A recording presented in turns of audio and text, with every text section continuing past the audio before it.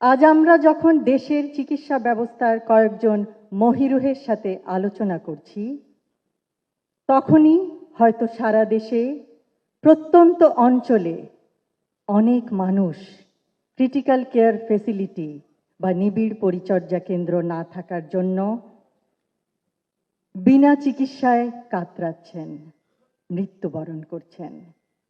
ঢাকা শহরে বাংলাদেশের মোট জনসংখ্যার ন্যূনতম অংশ বাস করে, কিন্তু রাজধানী ঢাকায় ক্রিটিক্যাল কেয়ার ফেসিলিটি দেশের ৮০ থেকে ৯০%।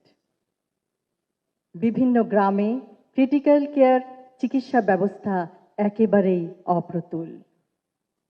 Bangladesh society of critical care medicine এই ক্ষেত্রে বিরাট অবদান রাখতে পারে। বিগত বছরের অবহেলায় বাংলাদেশি ক্রিটিক্যাল কেয়ার ফেসিলিটির এক ভয়াবহ চিত্র। প্রতি ১ লক্ষ দেশবাসীর জন্য ক্রিটিক্যাল কেয়ার বেডের সংখ্যা ১.৭। সাধারণ হাসপাতাল বেডের সংখ্যা ১ লক্ষ দেশবাসীর জন্য মাত্র ৯টি। ৬৪ জেলার মধ্যে ৩৮টি জেলায় স্থানীয় হাসপাতালে কোনো ক্রিটিক্যাল কেয়ার বা নিবিড় পরিচর্যা কেন্দ্র নেই।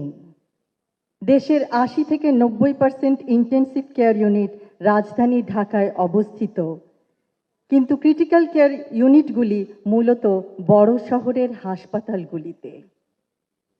আমাদের ৬৮ থেকে ৭০% দেশবাসী বাস করে গ্রামাঞ্চলে। তাহলে তারা কিভাবে ক্রিটিক্যাল কেয়ারের মতো সেবা পাবে? কেউ অসুস্থ হলে তার জন্য কিভাবে সর্বোচ্চ চিকিৎসা সেবা প্রদান করা যাবে? নবজাতক শিশু, অন্তঃসত্ত্বা মা, নিউমোনিয়া বা স্ট্রোকে আক্রান্ত বয়োবৃদ্ধ অথবা সড়ক দুর্ঘটনায় আহত তরুণ সকলেই ক্রিটিক্যাল কেয়ারের অভাবে শীঘ্রই মৃত্যুর কোলে ঢলে পড়ছে। কিন্তু নিঃসন্দেহে পরিস্থিতির পরিবর্তন সম্ভব। আমরা সংকল্প গ্রহণ করলে আর কোনো দেশবাসী তার গুরুতর শারীরিক অবস্থার সময় বিনা চিকিৎসায় মৃত্যুবরণ করবে না। সকলে একসাথে কাজ করার মাধ্যমে, সুষ্ঠু পরিকল্পনা বাস্তবায়নের মাধ্যমে ক্রিটিক্যাল কেয়ার ইউনিটের সংখ্যা বাড়ানো সম্ভব। ক্রিটিক্যাল কেয়ার ইউনিট কম থাকায় কিছু ক্ষেত্রে চিকিৎসকবৃন্দ নিরুপায় হয়ে পড়েন। উপরন্তু দেশে স্পেশালিস্ট ইন্টেন্সিভিস্টদের সংখ্যা কম।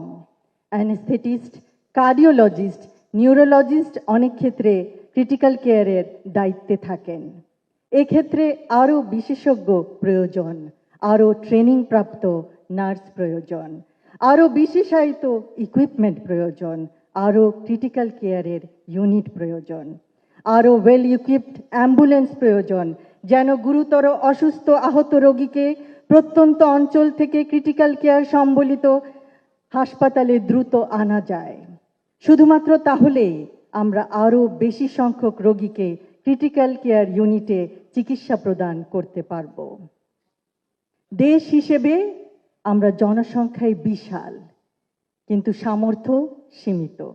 তবুও এই বাস্তবতায় সঠিক পথ বের করতে হবে গুরুতর আহত অথবা গুরুতর অসুস্থ রোগীদের চিকিৎসা প্রদান করার জন্য। দূরত্ব ও যানবাহন আরেকটি বিরাট অন্তরায়। অ্যাম্বুলেন্স সুষ্ঠুভাবে প্রস্তুত না থাকলে তা বরং রোগীদের জীবনের ঝুঁকি বাড়াবে। প্রত্যন্ত গ্রামাঞ্চলে ক্রিটিক্যাল কেয়ার প্রদান করতে না পারলেও অন্তত প্রপারলি ইকুইপড অ্যাম্বুলেন্স দ্বারা রোগীদের সদর হাসপাতালে আনা যায়। সদর হাসপাতালগুলিতে ক্রিটিক্যাল কেয়ার ইউনিট নিশ্চিত করা হলে নিশ্চয়ই পরিস্থিতির উন্নতি সম্ভব।